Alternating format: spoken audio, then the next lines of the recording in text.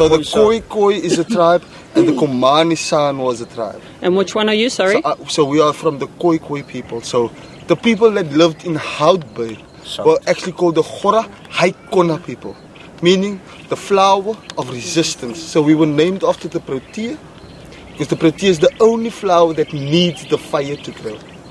So that's why we were named after the protea. And we were called the Gora Haikona. Gora meaning flora or flora, and Aikona meaning to say no. So it's not a Xhosa word, it's a Khoi word, meaning to say no or to resist. Khoi-san is actually, for me, it's a mixture of the two groups that love the earth. The Khoi was the south, in the southern hemisphere, and the Komani-san was more to the north. Because the Khoi-san who live on the southern hemisphere were the fishermen Khoi. And the Khoisan who live more to the north were the hunters. Okay, thank you. So some questions from my side, okay. And I'm going to use language that I know. Absolutely. And if I use language that's offensive, it's not intended to be. No, absolutely. But I want you to correct me. Because, you know, we hear stories, you meet people, and I look at you and I say, Rastas. And that's it. That's the dead end. It's just Rastas. And there's a whole lot more to that. Let's walk and talk. Yeah, so the Bushman was everybody. Everybody was, so the Bushman was what the Western world calls. Because we came from the bush. So that's what So in your camping, your boot camp for children, do you teach them about litter? Yes, leave no trace. So Joji, I just think, just to see how much perlman is just lying around here, the shells and stuff. I mean, there's thousands and thousands and thousands. It just goes down. And feeding families because there's no money, you know. And guys are poaching and food. But it takes incredibly long for these things to grow. And the problem with perlman, once you pull it out, and even if you don't get it, you put your little shuck underneath there, and it catches the foot of the perlman, and it literally bleeds to death from there on. So whether you keep it or don't keep it, that one is over. But yeah, it's sad.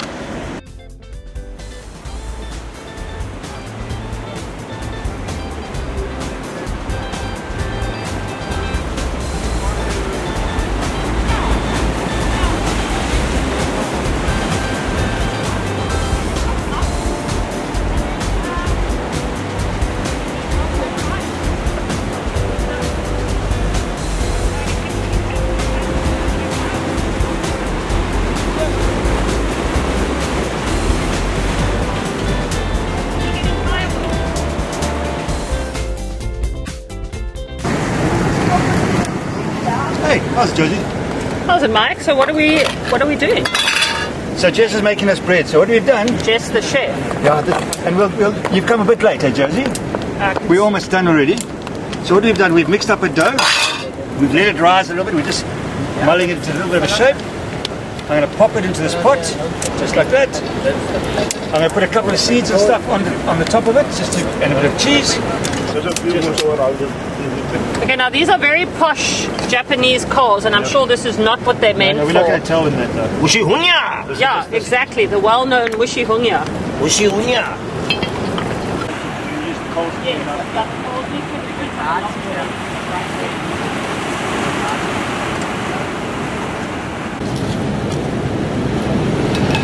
Whoops.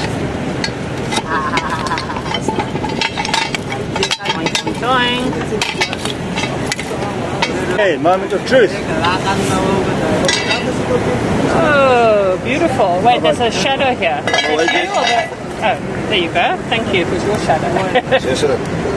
Wow, that looks amazing. There you go. One by lekker potbrood. Nice, Mike. So all we've done, we use a cast iron pot and a little tin plate. Give this very, very hot.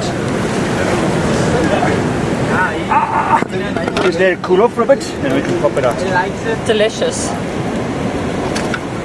Well done. Impressive. All the way out here in the boondocks. Yeah.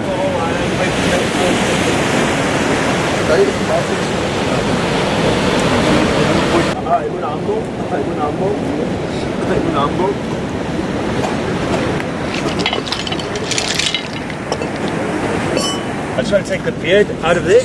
You know the beard, eh? So the beard comes out. That comes out, they can go over there for now, and then meat can go into there. Okay, so let's start with the mussels, and then I'll show you what we do with the periwinkles.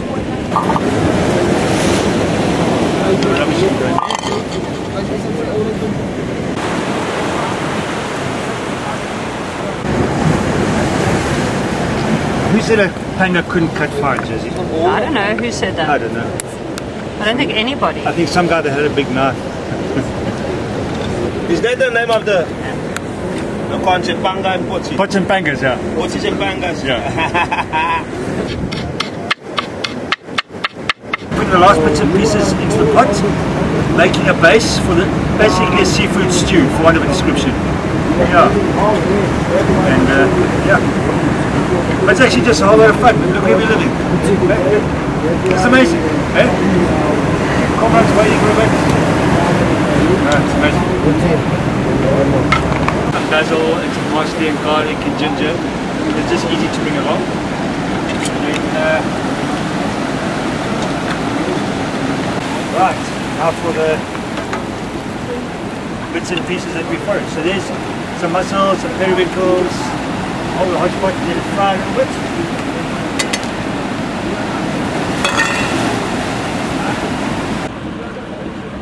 And have a look in the pot. Pretty good, eh?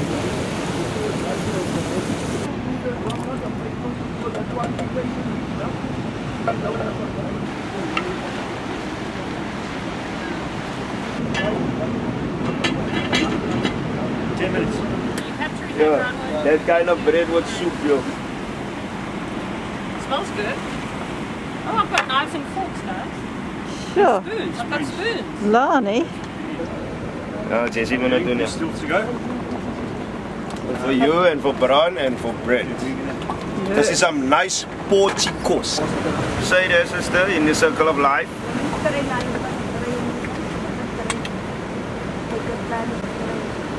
Yeah, let's pray, guys. The Rastafari pray. The Rastafari pray.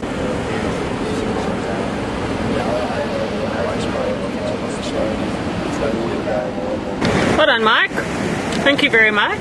Welcome. Well done, and thanks to the kids for collecting the... Thanks for cleaning. Oh yeah, and the cleaning, of course. The cleaning and the catching.